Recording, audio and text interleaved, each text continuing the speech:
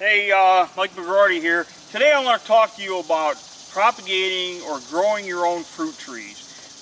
This is a huge thing. People are asking about this all the time, and they want to know, can you grow them from seed? And you can, but you don't always get what you expect, because when you grow something from seed, you get the most generic product there is in that particular category. So in other words, if you grow an apple from seed, you're going to get a pretty generic apple. So the way that the professional propagators that do fruit trees is they will usually bud them. You take a bud from the plant. Let's say, for instance, if you want to do Honeycrisp apple, and we assume that this is a Honeycrisp apple tree. Of course, I know it's not. But if this were a Honeycrisp apple, I'm going to take a bud from this tree and I'm going to insert that bud into a seedling that is grown. Now, apple trees, oftentimes, all kinds of fruit trees, typically you should buy a rootstock, and I'm going to put some sources on this page, below this video, because the rootstocks, the dwarfing rootstocks, the whole rootstock. So a rootstock is the part of the tree. This is the desired variety. So this tree would have been budded way down low, and they take a seedling or something that's most rootstocks are actually rooted. They clone them so that they get exactly what they want.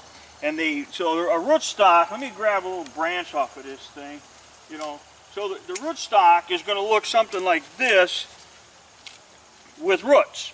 So then they plant these in the field, and then about mid-August or so, they come through the field, and they're taking a pocket knife.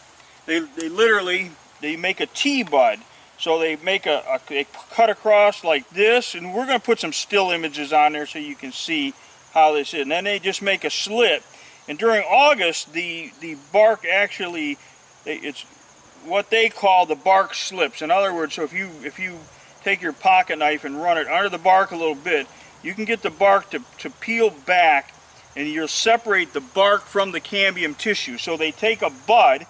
Now this is what the bud is going to pop the leaf off, and then the bud stem, and you're going to take this bud just like this. You're going to slice under the bark, right into but not through the cambium layer, and then you're going to remove a bud that's going to look a little bit like this.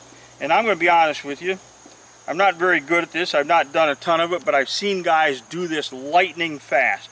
So in other words, this is the leaf stem, but the bud is right here. So they take that bud and they slide it right under the bark of the rootstock, and then the next year they come through the field. I dropped my specimen rootstocks, but anyway, if this were my rootstock, you try this again. So my rootstock is going to look like this. It's planted in the field. So I'm going to make this slit right down here. It's called a T-bud. So you make a cut this way and a cut this way, and then you peel the bark back a little bit, and we'll put images on here, and then you slip the bud underneath of there. So then in the field, you do this in mid-August, and in the field you got a bud right here, and then come early spring, they actually go out through into the field, and then they just cut right above their bud. So you got a rootstock with roots on it, and then the bud right here. The bud starts to grow, and the bud is going to be exactly like the identical plant. Like in this case, we were talking about Honeycrisp apple. The only part of this that is Honeycrisp apple is the bud. The rootstock is, of course, just the rootstock. So if you let it grow and flower and make apples, it would probably make really bad apples, but it makes a great rootstock. So the bud, they put the bud in here, and you'll see the images on a page. So basically, what these guys do is they'll go through the field and they get what they call a bud stick that's going to look something like this, and they'll get a whole pouch of these things, and then each one of these branches, there's going to be a bud. So they simply, and I'll tell you what, they do this so fast, it's completely unbelievable. When I watched some professionals doing it a few years ago, I really wish that I had a camera and a video camera with me, but it was a long time ago and I didn't know that I would ever need it. But basically it looks just like this. See if we can see that. And then this is the part, of course you don't want it all ragged like I've got. You're going to actually trim that off. Now, you're going to slide this underneath of that bark and then wrap it with a rubber band, and then come spring, this is, believe it or not, this is where your tree is going to come from. So that's the typical way. That's typically how fruit trees are propagated around the world. Now let's walk over here. This is a process called air layering. Air layering has been around forever, but this device was actually invented by a friend of ours. It's a clamshell propagator. Basically what you do is you put this thing around the tree, and we'll put a link to the video all about this on this page as well. You know, just go to Mike's Backyard Nursery and look for the clamshell propagator. But anyway, we'll put all that on the page. We'll have right below this video, you'll find a link to that page. So basically this is, we wounded the tree all the way around, put some rooting hormone on it, and then put some peat disc in there, and then wrap this thing, just secures to the tree.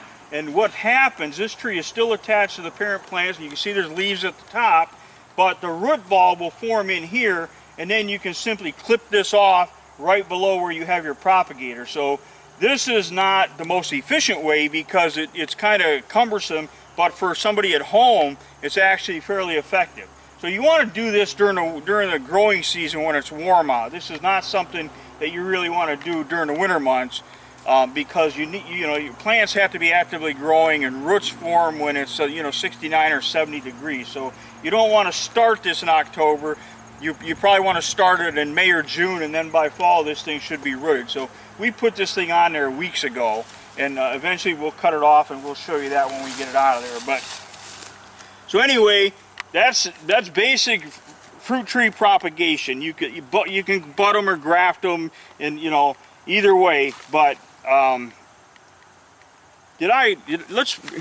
got this one right here. We didn't show this in the video, did we? So this, I don't know how close you're going to see this, but we'll put some still pictures.